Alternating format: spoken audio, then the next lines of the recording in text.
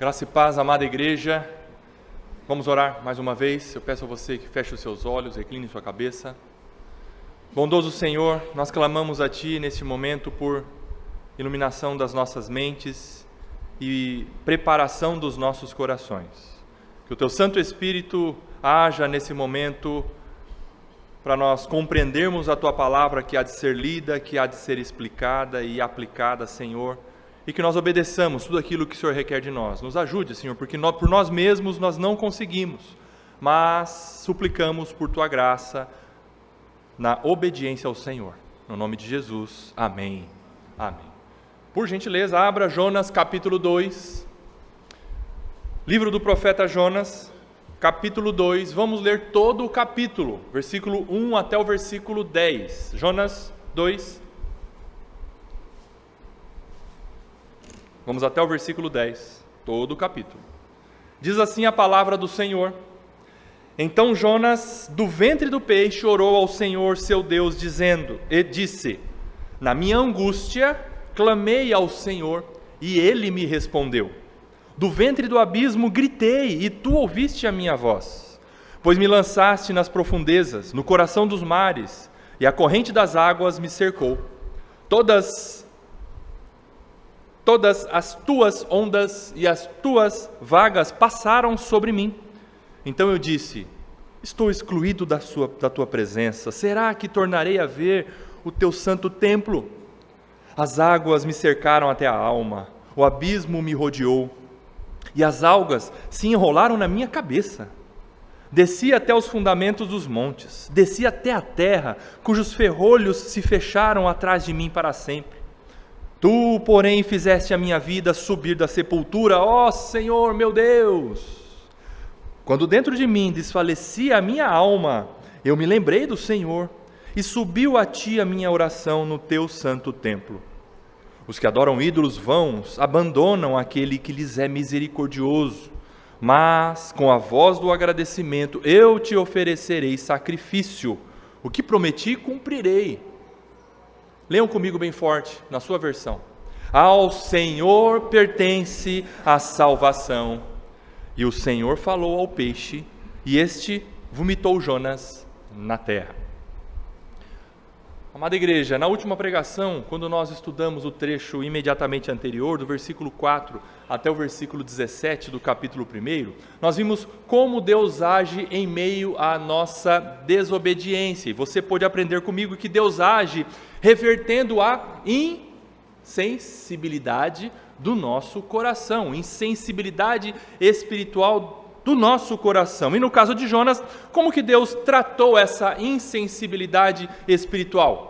Cercando Jonas, encurralando Jonas, estreitando e apertando o caminho de Jonas através, por exemplo, de uma violenta tempestade que quase despedaçou o barco onde Jonas estava, através também da vergonha que ele passou ali diante dos marinheiros. Vocês se lembram, né? Era um crente no meio de ímpio, mas o crente não orou, o ímpio orou. Depois aqueles ímpios foram convertidos ao Senhor através da intervenção de Deus naquela hora.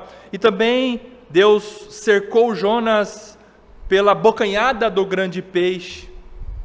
Nós vimos isso no finalzinho do capítulo 1. Hoje nós veremos e seremos convencidos de que todo esse trabalhar de Deus para reverter a insensibilidade espiritual de Jonas, de fato passou por algo chamado arrependimento.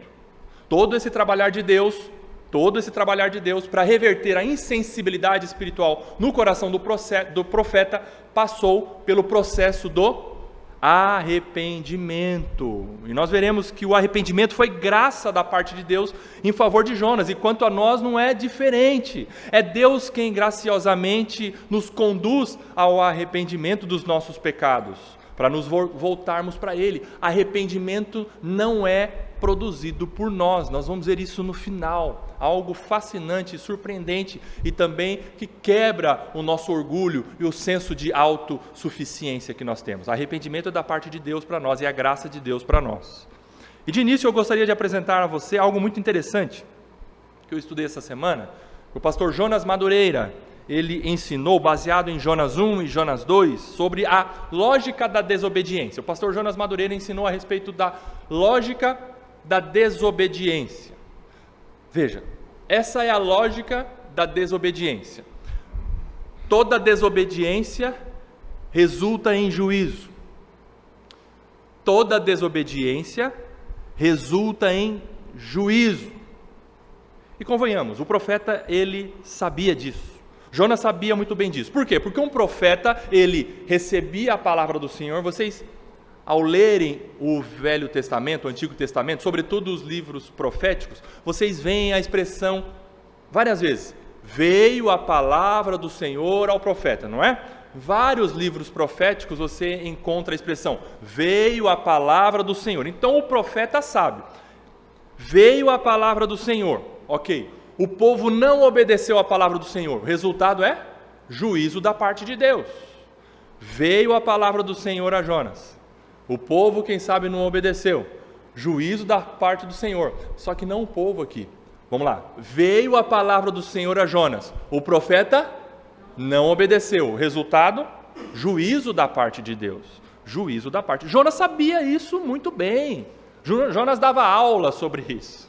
Jonas era o profeta, era o condutor do povo quanto a este assunto teológico para o povo. E nós podemos dizer sem medo de errar que Jonas sabia disso. Por quê? Porque ao ver toda aquela tempestade dentro do barco, Jonas estava dormindo, depois o capitão do navio sacudiu Jonas para ele acordar, e Jonas viu toda aquela tempestade, e Jonas falou para os marinheiros: me joguem no mar, tudo vai acabar se vocês me jogarem no mar. Ou seja, eu desobedeci ao Senhor, eu reconheço que eu pequei, eu fiz o que era errado, e agora só me resta o quê? O juízo da parte de Deus, a lógica da desobediência. Desobedeceu ao Senhor, resultado, juízo da parte de Deus, e ponto final. Jonas, ele vai morrer afogado e acabou, juízo concretizado.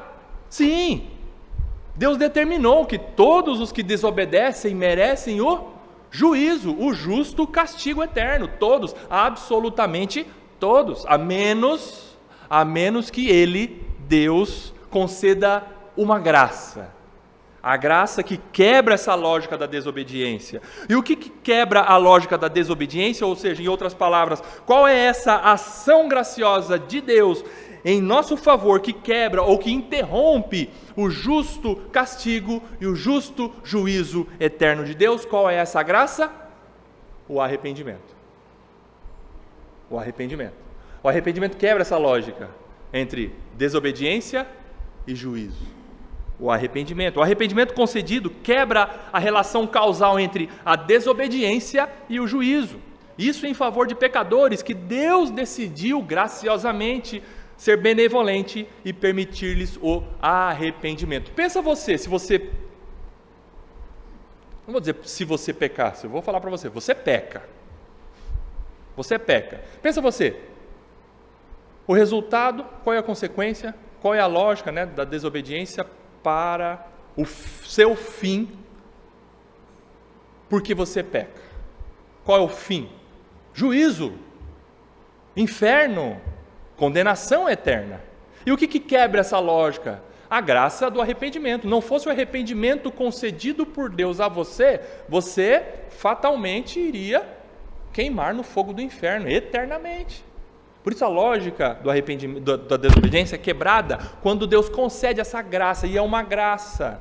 É uma graça. Deus é que dá, Deus é que nos permite arrepender. Isso quebra a lógica da desobediência. O caminho da obediência e o caminho da desobediência estão diante de nós quando nós ouvimos e quando nós nos deparamos com a palavra do Senhor. Você viu isso comigo lá no capítulo 1. Veio a palavra do Senhor a Jonas. Jonas tinha dois caminhos, abriu-se diante dele uma bifurcação: obedecer ou não obedecer. Veio a palavra do Senhor a Jonas, e o que ele fez? Ele decidiu pela desobediência. E nós vimos que Jonas, ele escolheu o caminho errado. E para todos que escolhem o caminho da desobediência, segundo a lógica que nós vimos aqui, ensinada pelo pastor Jonas Madureira, o ponto de chegada é o juízo final. Acabou. Mas o versículo 17 nos mostra, do capítulo 1, a graça de Deus atuando na vida do profeta teimoso e desobediente. Leia comigo o versículo 17 do capítulo 1 de Jonas. Quem chegou? O Senhor. O Senhor ordenou que um grande peixe engolisse Jonas. Ele estava na rota da desobediência. Ele estava intencionalmente no caminho da desobediência. E o final do caminho da desobediência é repete comigo, juízo. Mas Deus intervém, por graça, não porque Jonas merecia. E ele manda um peixe, versículo 17. Deus ordenou que um grande peixe engolisse Jonas. E Jonas esteve 3 dias e 3 noites no ventre do peixe. Veja, esse grande peixe engoliu Jonas. Jonas foi engolido por esse animalzão, que a gente não sabe qual animal é, qual monstro marinho mas era um grande peixe. E esse grande peixe não foi para Deus se vingar de Jonas, não foi para Deus fazer uma chantagem emocional contra Jonas, ou quem sabe para Deus agir com justiça e acabar com Jonas. Não, o grande peixe foi um meio, fruto da graça de Deus, para resgatar Jonas, para restaurar Jonas, para levar o profeta desobediente ao arrependimento. A imagem está aí, né? É uma reprodução. Pensa vocês, Jonas afundando naquele mar. E nós vamos ver ele contando o que aconteceu. Poeticamente ele vai contar o que aconteceu quando ele estava afundando. E aí de repente, lá no fundo do mar, o peixe abocanha ele. Para quem não entende a história, vai pensar, é o fim. Juízo de Deus. Acabou, menos um pecador na terra. CPF cancelado. Mas não, é graça de Deus. A abocanhada do peixe foi favor imerecido de Deus para Jonas se arrepender dos seus pecados. Muito bem.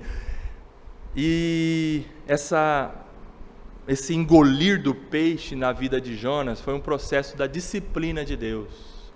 Foi um processo da disciplina de Deus. Deus usa isso para disciplinar Jonas, e Deus disciplina os seus filhos, o seu povo, a sua igreja.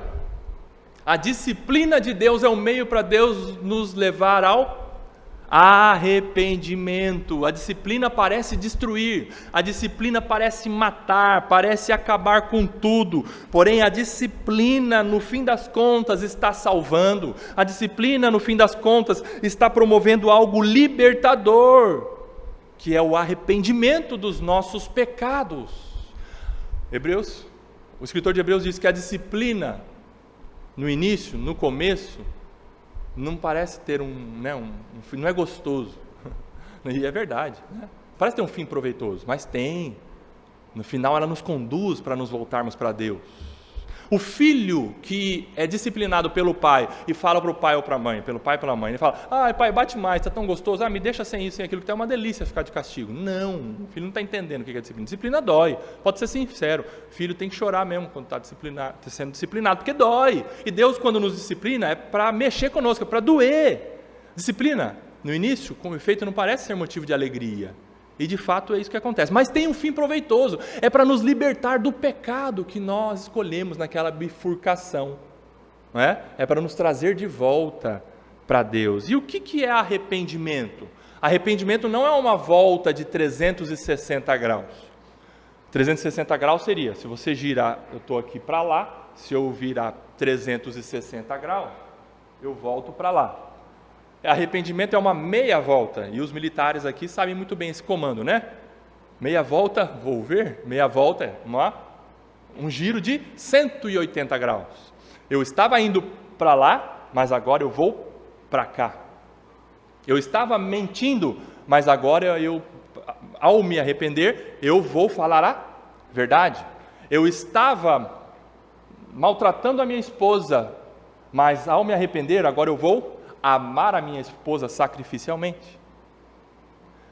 Eu estava com rancor em meu coração, com mágoa, raiz de amargura em meu coração, mas por conta do arrependimento, eu vou perdoar, eu vou amar ao próximo, amar até os nossos inimigos, até o meu inimigo. Então isso é arrependimento, entenderam? Arrependimento é uma meia volta de 180 graus. Tudo bem, nós entendemos um pouquinho sobre isso, mas vamos pegar a palavra de Deus. Provérbios capítulo 28, versículo 13, mostra o que é arrependimento. Provérbios 28, 13. Abra lá rapidinho comigo. Provérbios 28, 13. Diz assim: o que encobre as suas transgressões jamais prosperará. Jonas encobriu as transgressões dele? Sim. Ele decidiu ir para Tarsis, pagou a passagem, para ele estava dando tudo certo, ele estava querendo ir para longe de Deus, esconder de Deus, e ir para longe lá para Tarsis também representa que ele estava querendo ir para longe do povo de Deus, para longe da igreja. Não quero saber de irmão, não quero saber de igreja, não quero saber de Bíblia, não quero saber de nada.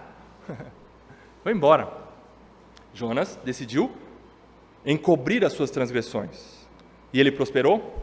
Não, e a palavra de Deus não abre uma exceção para você. Quando está escrito jamais, jamais mesmo, nunca prosperará. Agora, o inverso é verdadeiro também. Mas o que as confessa e deixa, alcançará a misericórdia. Veja, o que é o arrependimento nesse trecho aí? É do ponto e vírgula para frente, né? É o mas. O arrependimento é confessar, reconhecer que nós pecamos, reconhecer que nós erramos, reconhecer que nós cometemos uma falta grave, nós ofendemos a Deus e quem sabe também quando pecamos contra as pessoas, ofendemos as pessoas. Isso é reconhecer, é confessar e deixar. Arrependimento não é somente reconhecer, mas falar, eu reconheço que eu estou pecando, mas está difícil de eu sair disso. Não é arrependimento? Ainda não. Arrependimento é, eu reconheço que eu errei, que eu pequei, e eu não quero mais fazer isso. Me deu nojo isso que eu fiz. Não me agradou nem um pouco. No começo, o pecado é prazeroso, mas é prazeroso para a carne, mas depois a gente colhe frutos amargos, e eu colhi frutos amargos, por isso eu me arrependo, eu não quero mais, eu confesso e eu quero deixar isso. E quem confessa e deixa, alcançará misericórdia. Isso é arrependimento. E eu pergunto para você, grandes peixes têm engolido você hoje? Circunstâncias estão acontecendo em sua vida para levar você mais próximo de Deus? Muitas vezes nós estamos insensíveis espiritualmente falando, e aí a gente não busca Deus, e a gente acha que mesmo sujo a gente está limpo. Grandes peixes têm engolido você? Essa é uma pergunta que você deve responder diante de Deus, ou seja, circunstâncias estão acontecendo, coisas estão acontecendo para Deus tocar em você, para Deus mexer em você, para Deus chacoalhar você e levar você ao arrependimento, e você não tem percebido isso? Se Deus impedisse que o grande peixe engolisse Jonas, Jonas, seria irremediavelmente entregue ao juízo eterno por causa dos próprios pecados dele. Portanto, o grande peixe foi um ato da graça de Deus para levar Jonas ao arrependimento. Vamos lá então. Com esse pano de fundo que nós acabamos vocês acabaram de ouvir, eu acabei de dizer, vamos seguir agora os versículos do capítulo 2. Vamos lá. Meditando nesse conteúdo do capítulo 2, e o capítulo 2 é um capítulo diferente dos outros capítulos do livro de Jonas. Capítulo 1, 3 e 4 são narrativas. Capítulo 1, 3 e 4 são narrativas, ou seja, Jonas conta a história dele mesmo, só que em terceira pessoa, sobre o que aconteceu. Capítulo 1, 3 e 4. O capítulo 2 é sui generis dentro do livro, ele é diferente. O capítulo 2 é uma poesia. O capítulo 2 é uma poesia, inclusive, classificada como um salmo. Alguns teólogos dizem que o capítulo 2 de Jonas é o Salmo de Jonas. Salmo de Jonas. Vamos lá. O versículo 1 já nos mostra o que fez Jonas logo depois que o grande peixe abocanhou ele. Versículo 1 do capítulo 2. Então Jonas, do ventre do peixe, o que ele fez? Orou ao Senhor. Do ventre do peixe, Jonas orou ao Senhor. E aqui eu quero abrir um parênteses bem rápido e afirmar que nós podemos e devemos orar em qualquer lugar, inclusive dentro do ventre de um peixe. Irmãos, não tem um lugar específico para orar. Não é, por exemplo, quando você vem aqui nos cultos ao domingo, que é nesse lugar, nesse salão quadrado, que nesse ambiente faz você orar ao Senhor. É aqui que você tem um encontro com Deus. Não. Não existe um lugar específico para orar. Na Bíblia você encontra pessoas orando no palácio, pessoas orando na floresta, pessoas orando na beira de um riacho, pessoas orando dentro da carruagem, pessoas orando dentro de uma cadeia, pessoas orando dentro de tenda, fora de tenda, pessoas orando caminhando, pessoas orando parada, pessoas orando inclusive na cruz, deitada e na cruz. Quem orou na cruz? O Senhor Jesus. O Senhor Jesus. Então não tem um lugar específico. Você pode sim, quem sabe, destacar um lugar especial na sua casa, como aquele filme, né? O Quarto de Guerra, né? Quarto de Oração, Quarto Secreto. Isso. Aquela pessoa, aquela mulher destacou aquele lugar para orar. Tudo bem, naquele lugar você ajoelha, naquele lugar você ora, mas você não vai mistificar aquele lugar, você não pode mistificar aquele lugar, como se somente naquele momento, naquela hora, daquela postura, Deus vai ouvir você. Não é colocando o véu que Deus vai ouvir você. É em qualquer lugar, em pé, sentado, sobre o cavalo, no carro, dentro do Uber, debaixo de uma cachoeira, você ora. Em qualquer lugar. Portanto, agora eu vou ter que fechar esse parênteses, senão a gente vai falar só de oração. Então não existe um lugar específico para orar.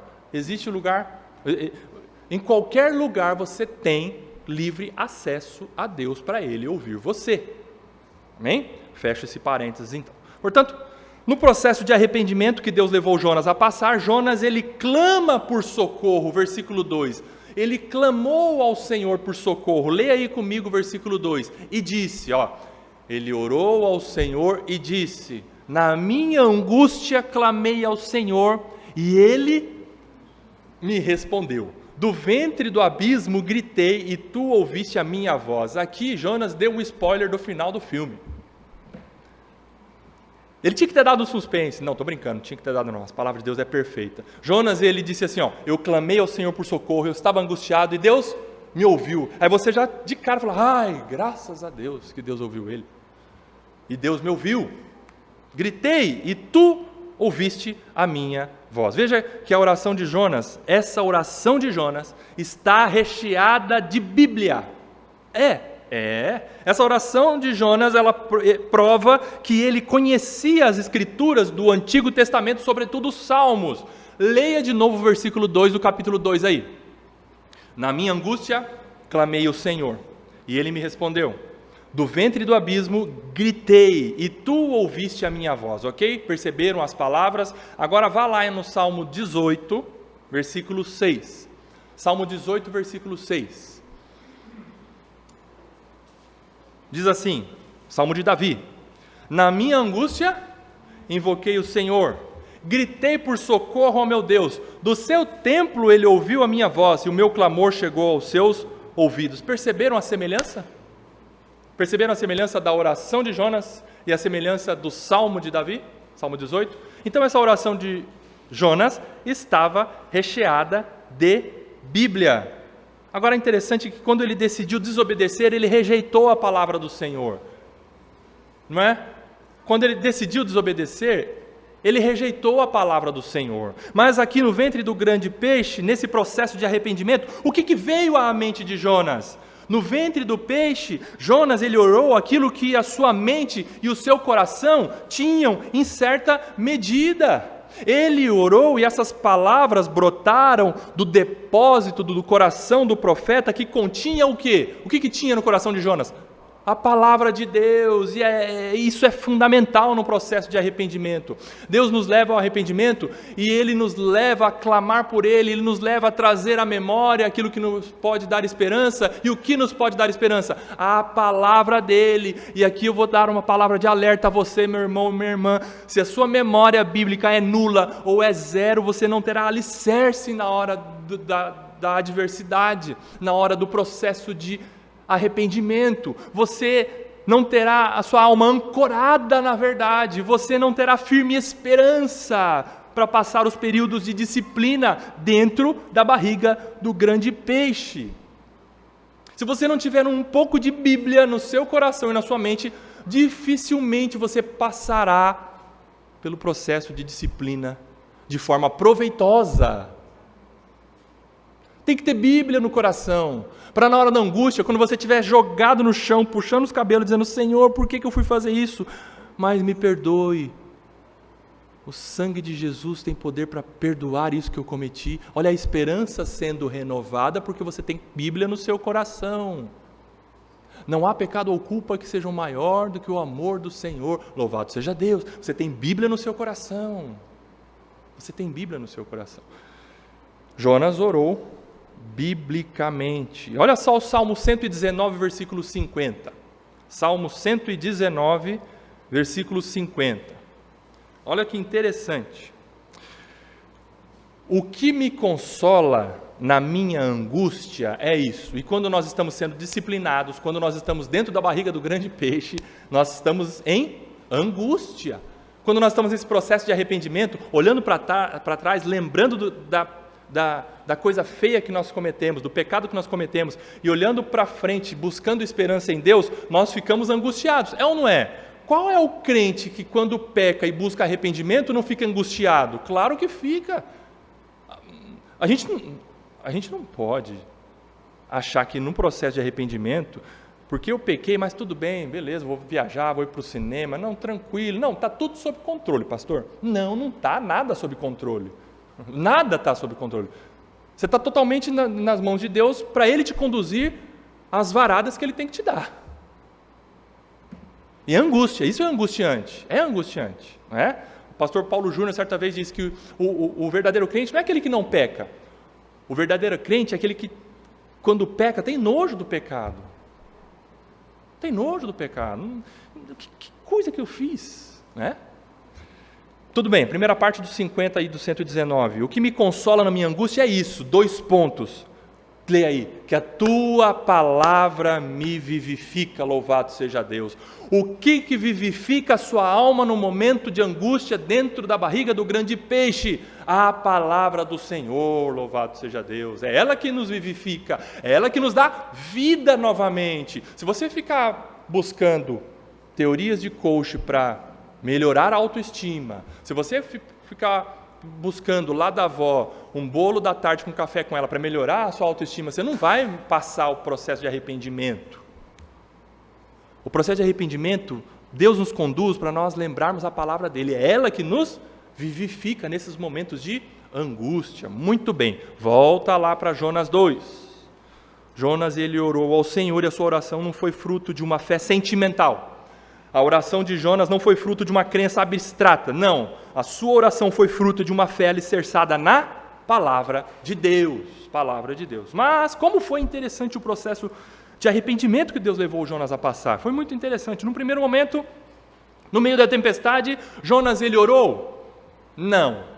Jonas não orou. Já no olho do furacão, o mar surrando o barco, o capitão do navio rogou para Jonas: desperta, meu camarada, você está dormindo no meio dessa tempestade, invoque o seu Deus. E Jonas não falou com o seu Deus, ele não orou ao Senhor. O relacionamento de Jonas para com Deus estava frio, ele estava distante de Deus em seu coração, como nós aprendemos na exposição anterior. Ele estava insensível espiritualmente por conta do pecado não confessado e não tratado. Jonas ele só vai falar com Deus quando o bicho pegou, e o bicho pegou literalmente. O bicho pegou literalmente. Deus leva Jonas ao fundo do poço, ou melhor, ao fundo do mar, ao fundo do oceano, para ele ficar angustiado por ter pecado e tomado decisões erradas em sua vida. E é só assim que Deus nos leva ao arrependimento, não é mesmo? Quando as coisas são levadas a banho-maria, e Deus não nos leva a banho-maria, eu quero dizer, nós é que tentamos, ajeitar a nossa situação de pecado e de santidade, um pé no mundo e um pé na igreja, aquela vida morna, e a vida morna Deus vomita. Mas Deus nos leva realmente a angústia para nós nos arrependermos dos nossos pecados. O nosso Pai Celestial, Deus sabe quantas varadas Ele tem que dar em você e em mim, onde tocar em você e em mim, para nos levar ao arrependimento. Então, Jonas foi levado a Deus ao arrependimento por meio dessa angústia, desse momento terrível, terrível, terrível, que nós vamos ver como ele vai detalhar. O pastor Stuart Olyott, ele escreve um livreto. Eu vou até trazer no próximo domingo para mostrar a capinha para vocês, mas é lindo demais. Um livreto curto, dá para você ler em 25 minutos, 30 minutos no máximo. No capítulo 1, o pastor Stuart Olyott, capítulo 1 do livreto é explicação do capítulo 1 de Jonas. E o pastor Stuart Olyott coloca o título do capítulo 1, Jonas de costas para Deus. No capítulo 2, o pastor Olyott coloca Jonas de joelhos diante de Deus. É o que nós estamos vendo agora. Jonas de joelho diante de Deus. E se você prestar atenção na leitura, a partir do versículo 3 até o versículo 6, Jonas, ele nos conta poeticamente o que aconteceu antes do grande peixe engoli-lo. E ele sabia quem estava fazendo tudo aquilo. Pai, obrigado. Esse livreto aqui, ó. Jonas, o missionário bem-sucedido que fracassou, de Stuart Olyott, tá? A biblioteca tem aí para você, se você quiser pegar emprestado e fazer a leitura. Dá para você ler hoje mesmo, antes do almoço, e você já devolve para a igreja, tá? Jonas, o profeta, o missionário bem-sucedido que fracassou. Muito bem. Vou falar de novo. Entre o versículo 3 e o versículo 6, Jonas ele explica poeticamente o que aconteceu antes do peixe engoli-lo, antes do peixe abocanhá-lo. Versículo 3, pois me lançaste, e ele sabia quem lançou, e a pergunta que eu faço para você é, quem lançou? Pois me lançaste, quem lançou? Deus lançou Jonas, olha lá, as mãos que lançaram Jonas no mar foram as mãos dos... Pode falar, não precisa ser tão espiritual. Foi Deus, irmão, não usou homem nenhum. Não, foram as mãos dos marinheiros. Mas por trás das mãos dos marinheiros estavam as mãos de Deus lançando Jonas no mar. E Jonas sabia disso, que não era capiroto, não era coisa ruim que estava fazendo ele passar por aquela tristeza. Não era o diabo que estava conduzindo Jonas ao arrependimento. Ele sabia que a hora difícil, de angústia, de tribulação, de disciplina, de varada, era Deus, mão de Deus. Pois me lançaste nas profundezas, no coração dos mares. Lançaste nas profundezas, no coração dos mares, e a corrente das águas me cercou. Aqui ele já está contando que ao afundar, dentro do mar tem corrente. Sabia que tem correnteza lá no fundo do mar? Tem correntes de água, né? A água caminha para lá, a água caminha para cá. Nossa, estou falando nada tecnicamente, mas é isso aí, você entendeu. A água é para lá, água para cá, onda embaixo do mar. E essas correntes cercavam Jonas. Todas as tuas ondas de quem? Do mar? Não, ondas de Deus. Todas as tuas ondas e as tuas vagas de quem? Vagas de Deus. O que são vagas? Vagas são ondas desordenadas, são correntezas que levam para lá e para cá. Lá no fundo do mar.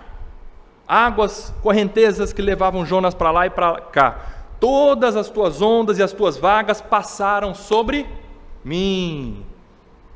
No momento que Jonas caiu no mar, ele foi afundando, e ele chegou à conclusão de que Deus tinha expulsado Jonas de sua presença. Jonas, ele concluiu: eu não tenho mais chance nenhuma.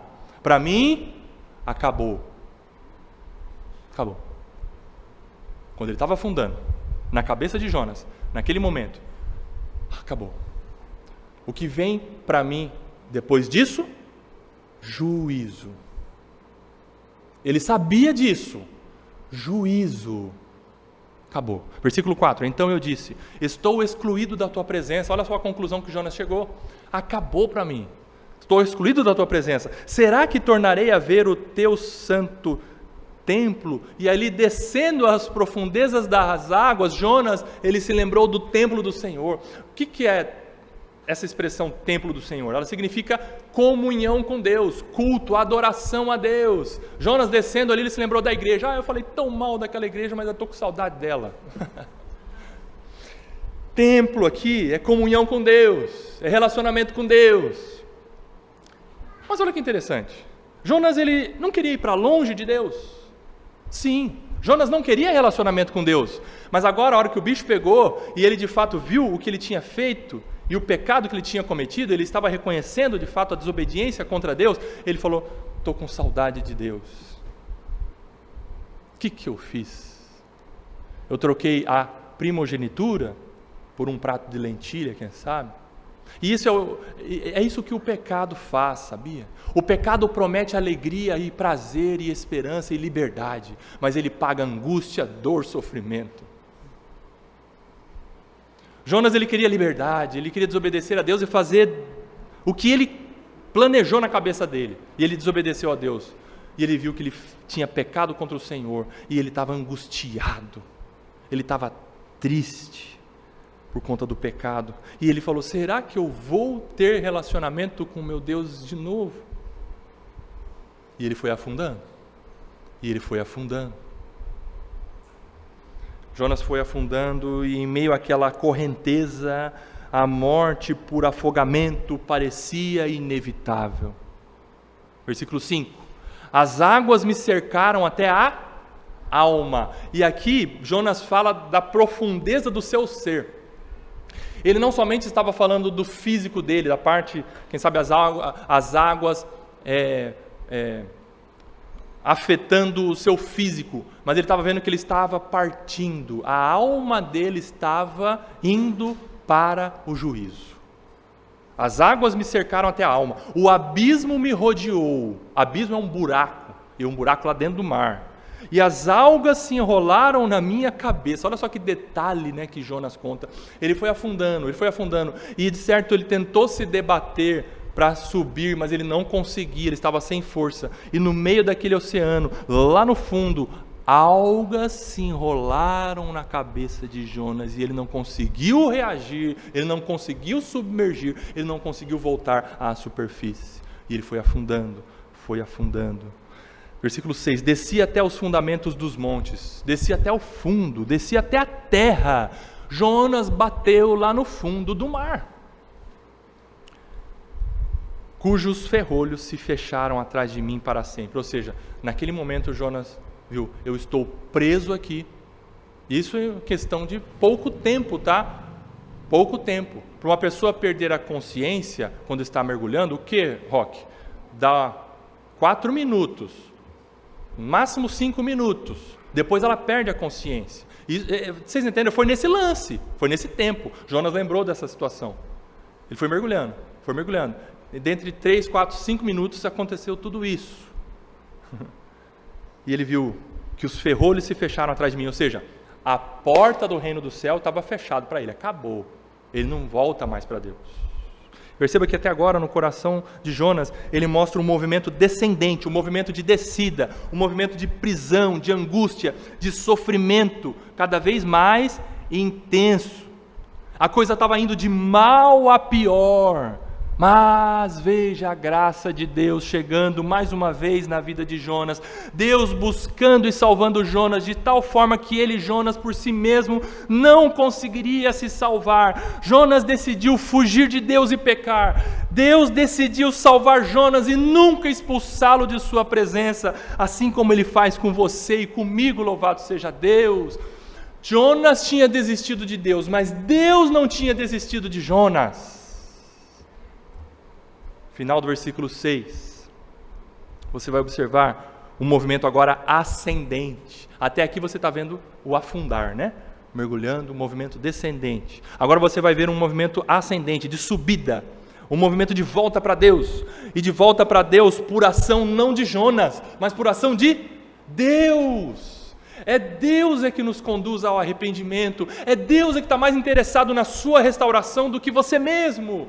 Deus foi ao encontro de Jonas. Jonas, ele declarou: Senhor, cheguei ao fim, eu estou perdido, não tem mais chance para mim. Jonas, ele reconheceu que ele não conseguia fazer nada, absolutamente nada, a não ser depender da graça de Deus. Ele estava no fundo do mar, nada ele conseguiria fazer, era o fim para ele. E de fato a graça só faz sentido quando o pano de fundo é total perdição e incapacidade humana, sabia? A graça só faz sentido quando o pano de fundo é escuridão, é perdição, é angústia, é tristeza por causa do pecado. É porque o homem pecador está totalmente perdido, que ele precisa ser totalmente encontrado, totalmente achado por Deus e levado ao arrependimento. Por Deus, louvado seja Deus! E a expressão que vem a seguir mostra a reversão dessa situação de Jonas, a reversão realizada por Deus. Aqui nós vamos já ter o vislumbre da graça. Finalzinho do versículo 6. Tu, porém, louvado seja Deus por esse tu, porém. Tu, porém, quem? O Senhor, fizeste a minha vida subir da sepultura, ó Senhor, meu Deus.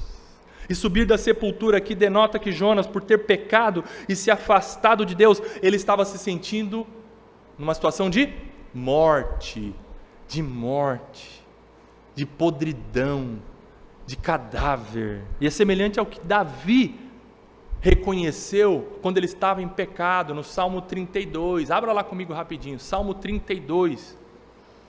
Davi reconheceu sua situação de morte também, como Jonas está aqui orando ao Senhor.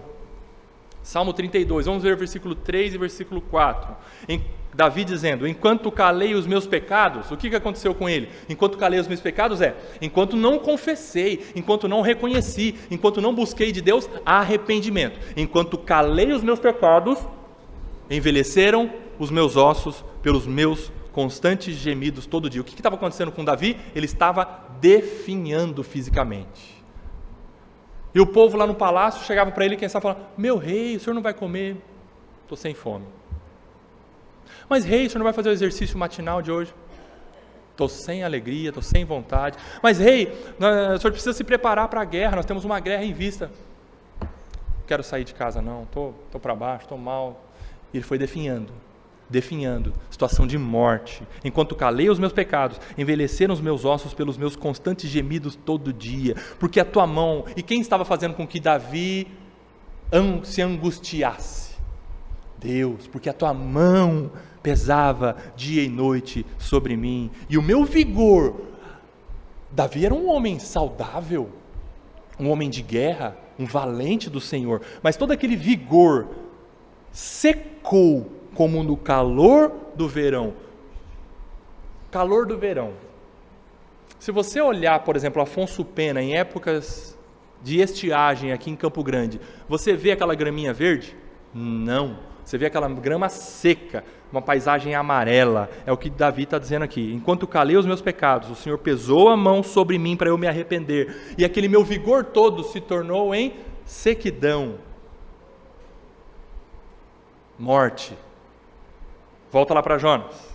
É o que Jonas contou. O Senhor me tirou da sepultura. E pecado é morte.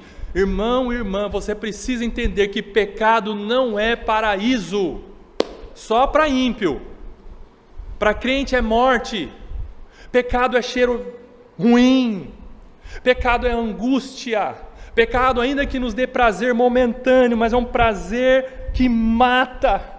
É um prazer que nos distancia de Deus. É um prazer que muitas vezes, quando você vai olhar para trás, você vai lembrar: eu cometi aquele pecado, que nojo! Que nojo! Pecado é morte, pecado é maligníssimo. Jonas está contando isso para nós, mas graças a Deus pelo versículo 6, não é? Graças a Deus que nesse processo de arrependimento, Jonas foi tendo essa consciência de que o seu estado em pecado era um estado de podridão, de sepultura, mas quando Deus chega na vida dele, Deus toca no coração de Jonas e ele é curado da insensibilidade espiritual.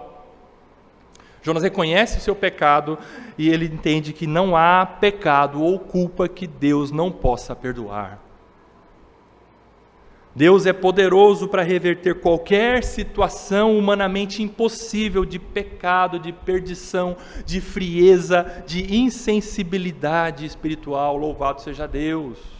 Deus pode perdoar o pecado mais horroroso e escandaloso, e Ele pode curar e restaurar qualquer pecador ou qualquer pecadora que se achegue a Ele com um coração quebrantado e contrito. Creia nisso, meu irmão, minha irmã. Porque Deus não rejeita o coração quebrantado e contrito. Davi escreveu isso no Salmo 51.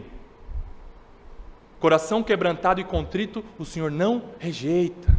Davi passou por isso também. E Jonas entendeu essa situação. Por isso que ele pôde dizer, aí no finalzinho do versículo 6, Tu, porém, fizeste a minha vida subir da sepultura, ó Senhor. E esse intervalo aí, do finalzinho do versículo 6 até o início do versículo 7, alguns comentaristas indicam que foi nesse momento em que o grande peixe engole Jonas e ele se dá conta de que ele não tinha morrido. De repente, alguma coisa acontece, pega ele, eu não consigo mostrar para vocês aqui, mas a mente de vocês é criativa. Então, pensa você lá no fundo do mar, enrolado com algas, naquela angústia, é o fim, acabou, juízo, e de repente, um peixe como uma escavadeira, assim, tira você dali do fundo, e engole você entre água, e dentro do estômago do grande peixe ficou um bolsão de ar, porque sim, Jonas sobreviveu por 3 dias e 3 noites no ventre daquele peixe. Pensa você, foi isso que aconteceu, foi nesse momento, e ele tirou aquelas algas. Onde eu estou? Dentro do peixe? O que é isso? Eu não morri. Versículo 7. Quando dentro de mim desfalecia a minha alma, eu me lembrei do Senhor, e subiu a ti a minha oração no teu santo templo. E qual foi essa oração? A oração que ele cita no versículo 2. Volta lá no versículo 2. Na minha angústia clamei ao Senhor, e ele me respondeu. Do ventre do abismo gritei, e tu ouviste a minha voz.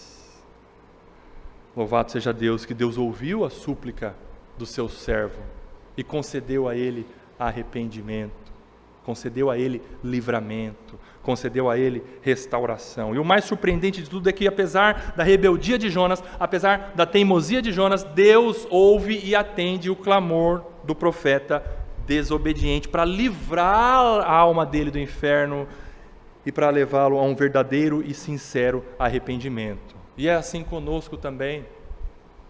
É assim conosco também. Apesar da nossa teimosia, apesar da nossa rebeldia, apesar da nossa desobediência, Deus insiste conosco. Deus é gracioso. Deus vai ao nosso encontro. Deus nos pega, nos puxa e fala, vem para cá, meu filho, eu vou te disciplinar. Mas é para o seu bem. Deus é que vai ao nosso encontro para a nossa salvação. E na sequência, depois de Jonas ter nos contado que ele clamou por socorro, e Deus ouviu o seu clamor, ele relata agora a sua oração de gratidão, oração de agradecimento pelo livramento. E de fato, o arrependimento verdadeiro leva o crente a um quebrantamento e a um contentamento, a uma gratidão. O verdadeiro arrependimento leva o crente arrependido a um estado de quebrantamento e de contentamento, de gratidão ao Senhor. Veja o versículo 8 aí. Os que adoram ídolos vãos abandonam aquele que lhes é misericordioso. Jonas está dizendo assim, aqueles que adoram ídolos vãos, quem adora ídolo vão? Ímpio, não crente, ímpio adora ídolo vão. Abandonam esses que adoram ídolos vãos, ou seja, esses que não são crentes, os ímpios, abandonam, deixam Deus, não querem nem saber de Deus, abandonam aquele que lhes é misericordioso. Em outras palavras, Deus é misericordioso, inclusive com aqueles que viram as costas para Deus. Nós vimos isso quinta-feira com as irmãs. Deus é misericordioso com um ímpio que não está nem aí para Deus. Deus foi misericordioso com Einstein, judeu Einstein, com Hitler. Deus foi misericordioso com Hitler porque deu ar para ele respirar. Ou você acha que o ar que Hitler respirou foi outro ser que deu para ele. Hitler respirou o ar de Deus. Foi misericórdia de Deus? Claro que foi. E Jonas está dizendo isso, os que adoram ídolos vãos, abandonam, não querem nem saber daquele que é misericordioso com eles. Jonas estava falando dos ímpios, mas no fundo, Jonas estava falando dele mesmo. Quem abandonou Deus? Jonas. Quem virou as costas para Deus? O crente. E ainda assim, Deus usou de misericórdia com ele. Olha só que coisa linda. Mesmo virando as costas para Deus, Deus continuou misericordioso para com Jonas, inclusive para conduzi-lo ao arrependimento. E assim comigo e com você. Mesmo quando a gente está, brigado com Deus, a gente está pecando contra Deus, Deus ainda é misericordioso conosco. E Ele é tolerante conosco. Tolerante conosco. Ou você pensa que... Vou falar de novo. Qual é o resultado, o fim do pecado ou da desobediência? Juízo. Juízo. Já pensou se você pecasse? Primeira vez que você pecasse na sua vida, viesse o juízo? Acabou. Quantas vezes você peca? O Roger, é a minha expressão, foi a expressão do Roger. Vixe. Tolerância de Deus, misericórdia de Deus com você, a todo instante. A todo instante. Jonas estava falando dele mesmo. E ele ora com gratidão em seu coração, porque ele vê toda aquela situação, ele está dentro do grande peixe, estou vivo. O que resta a um pecador arrependido que não foi para o inferno? É agradecer. Se eu estou vivo hoje, Senhor, apesar dos meus pecados, obrigado por tua graça, por tua misericórdia, por tua tolerância e longanimidade comigo, porque o Senhor poderia fulminar a minha vida e me mandar para o inferno, mas o Senhor não faz isso por causa da tua graça. Gratidão no coração. Versículo 9, mas com a voz do agradecimento, olha aí, palavras de gratidão, com a voz do agradecimento eu te oferecerei sacrifício. Olha só que interessante a confiança de Jonas ali no ventre do peixe. Qual que é o tempo verbal aí? Mas com a voz do agradecimento eu te ofereci, eu te ofereço ou te oferecerei? Está no futuro, não é? Do ventre do peixe. Jonas tinha certeza que ele ia sair dali. Eu ainda vou voltar a adorar o Senhor. Oh, saudade que eu estou de adorar o Senhor. Por que eu fui virar as costas para Deus? Eu vou sair daqui. Eu vou oferecer sacrifícios para o Senhor. A confiança de Jonas estava renovada. Ele está orando e já crendo que ele vai sair dali. E ele estabelece uma resolução. Qual foi a resolução de Jonas? O que prometi, cumprirei. O que é resolução? É uma decisão. Ele resolve alguma coisa para a vida dele. E nós, como crentes, precisamos de estabelecer resoluções em nossas vidas.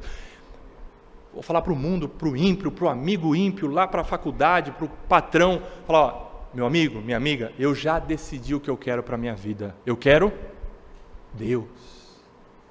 E Jonas aqui, ele mostra, ele revela uma resolução, uma decisão dele. O que eu prometi, eu vou cumprir. O que ele prometeu para o Senhor? Lá atrás, desde sempre o profeta prometeu obedecer ao Senhor. Agora ele está dizendo, Senhor, eu desobedeci, obrigado por tua misericórdia, obrigado por tua graça, obrigado por me levar a esse trabalhar no arrependimento. Então, Senhor, lá de trás eu prometi obedecer ao Senhor, e se eu prometi obedecer ao Senhor, eu vou cumprir. Estabeleça resoluções na sua vida, meu irmão. Estabeleça, como Jonathan Edwards, o puritano Jonathan Edwards, ele escreveu 70 resoluções, 70 decisões. Decidi não fazer isso, decidi fazer aquilo, decidi amar ao Senhor, decidi ler a Bíblia, decidi resoluções. Foi o que Jonas fez aqui.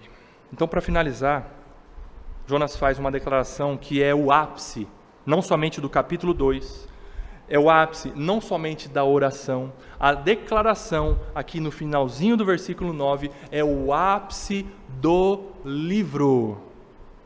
É o cerne teológico desse livro, dos 4 capítulos. Essa declaração, nós estamos agora no cume teológico do livro. E qual foi a declaração de Jonas?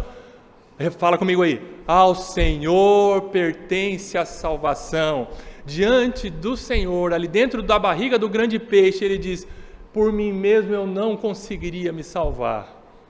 E ele declara, para quem possa ouvir, seja os peixinhos lá fora, os cardumes lá fora e o peixão que comeu ele declarou a quem possa interessar, inclusive para as hostes do mal que estavam ali em volta de Jonas: ao Senhor pertence a salvação, Deus me salvou, e se eu sou dele, ninguém pode tirar da mão dele. Teve uma restauração de alma aqui? Com certeza. Trabalhar de Deus no arrependimento leva para restaurar, não para destruir. Lindo isso. Versículo 10. E o Senhor falou ao peixe, e tem alguns teólogos, entre aspas, liberais, que estão tentando identificar qual foi a fala de Deus para a baleia, para o grande peixe. Não entra nessa não, meu irmão. Não tenta descobrir o baleiês. Não. Deus falou, e Deus fala com qualquer um da forma que Ele quiser falar. E Deus falou ao peixe, e este vomitou Jonas na terra. O peixe vomitou Jonas na terra. E aqui o original do verbo vomitar, aqui lá no hebraico, é o termo de fato náusea. Jonas estava causando náusea no peixe. E veja que as consequências dos nossos pecados não somente nos fazem mal, mas também afetam outras pessoas. E aqui afetou até o animalzinho, o animal. Por causa de Jonas, o peixe ficou com mal-estar por 3 dias. E o peixe vomitou Jonas na terra. Jonas desembarcou em Tarsis, onde ele queria ir. Onde o peixe vomitou Jonas, nós não sabemos ao certo, mas de acordo com o caminhar da escrita no capítulo 3, provavelmente o peixe vomitou Jonas nas areias do porto de Jope, onde ele tinha embarcado. Capítulo 3, versículo 1, leia aí comigo. Capítulo 3 de Jonas, versículo 1. O que diz? A palavra do Senhor veio a Jonas pela segunda vez, dizendo: aqui, meus irmãos, Deus está dando mais uma chance para Jonas recomeçar. Deus não soltou Jonas lá em Tarsis, onde ele queria ir. Deus soltou Jonas, falou: meu filho, volta para cá. Você quer obedecer? Você decidiu obedecer? Então é aqui, ó. Recomece. Eu te dou mais uma chance. Quantas chances Deus já deu a você para você recomeçar, meu irmão? Minha irmã? Quantas? Não consigo contar. Quantas chances Deus já deu para eu recomeçar onde eu caí? As misericórdias do Senhor são a causa de não sermos consumidos. Vimos isso na quinta-feira com as irmãs. Lamentações, capítulo 3, versículo 22 e 23. As misericórdias do Senhor são a causa de não sermos consumidos, porque as suas misericórdias não têm fim. Deus nos concede inúmeras segundas chances. Grande é a tua fidelidade. Renovam-se cada manhã. Se você peca no dia, a misericórdia do Senhor se renovou para você naquele dia, para Ele não acabar com você. Juízo. Grande é a tua fidelidade. Igreja, vendo este capítulo 2 de Jonas e toda essa situação que nós acompanhamos, nós chegamos a uma conclusão. Se tem uma coisa que nos dá segurança, consolo e esperança, é saber que a salvação pertence ao Senhor. É saber que a salvação não inicia e nem se completa por ação nossa. Porque se dependesse da nossa virtude, se dependesse do nosso desempenho, se dependesse do que nós temos que fazer para manter a nossa salvação, nós não conseguiríamos completar a salvação. Por isso é um consolo, é uma esperança, é uma segurança para a nossa alma. Crer e declarar que a salvação pertence ao Senhor. A salvação não é dada para aquele que tem méritos e virtudes como se fosse um prêmio. Não, ela é dada pela graça, quando nós depositamos mediante a fé somente toda a nossa confiança na obra redentora e na pessoa de Jesus Cristo, o nosso Salvador e Senhor. A salvação é totalmente da parte de Deus. Estão seguros em Cristo Jesus, apesar dos nossos pecados. Apesar dos nossos pecados. Se a salvação é toda de Deus, o processo completo está com Deus, Deus inicia a salvação, ok? Deus completa a nossa salvação, ok? Isso mesmo, nós aprendemos quando nós vimos lá a carta do apóstolo Paulo aos Filipenses. Filipenses capítulo 1, versículo 6 diz assim: eu estou certo de que aquele que começou boa obra em vocês há de completá-la até o dia de Cristo Jesus. Esse ensinamento é muito valioso. Deus começou a salvação na sua vida, agora ele faz assim, ó, deu corda na salvação, agora vai você, se vira. Tchic, tchic, tchic, tchic, tchic, tchic. Não. Ele começou a salvação na sua vida e ele vai completar. Porque se dependesse de mim e de você, nós não chegaríamos lá. Porque basta um pecado, seu ou meu, para nós sermos lançados no juízo eterno. Tudo bem, Deus salvou, Deus chegou em nossa vida, nos deu uma nova vida em Cristo Jesus, somos salvos, aleluia. E Ele vai completar essa obra, está tudo certo, seu nome já está escrito no livro da vida, o seu nome não está sendo escrito por letras. Quando completar, basta você fazer, aí você chega lá. Não, seu nome já está escrito no livro da vida. Tudo bem, mas nesse meio tempo, ou nesse intervalo, ou nesse processo entre o que já começou e o fim, como que Deus trabalha para manter a nossa salvação? Arrependimento.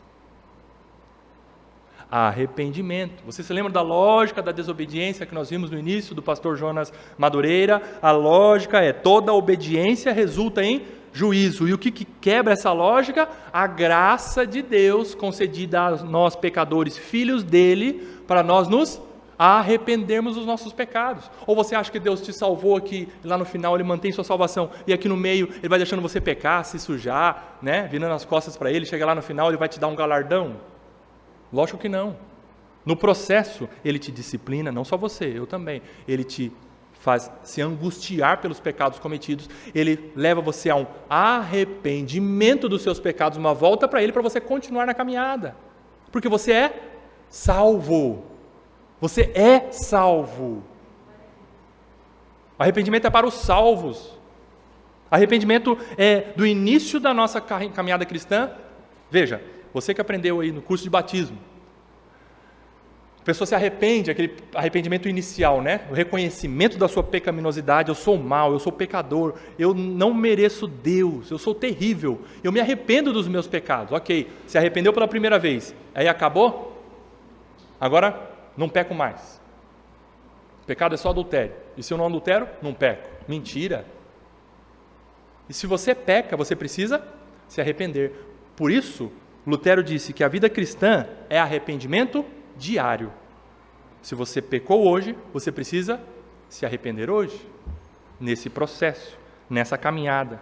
Mas você já é salvo, porque a salvação não depende de você.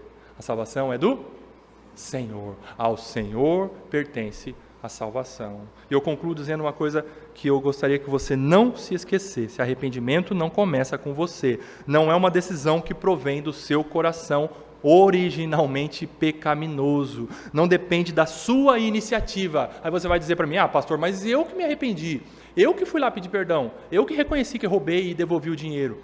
Tudo bem, você fez tudo isso, mas para você fazer isso, quem que agiu no seu coração? Deus.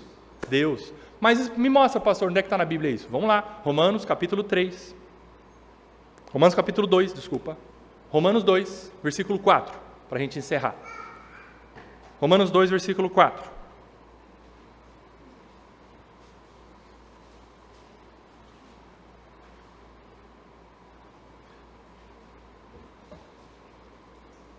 Paulo ensina isto que é importantíssimo para nós entendermos.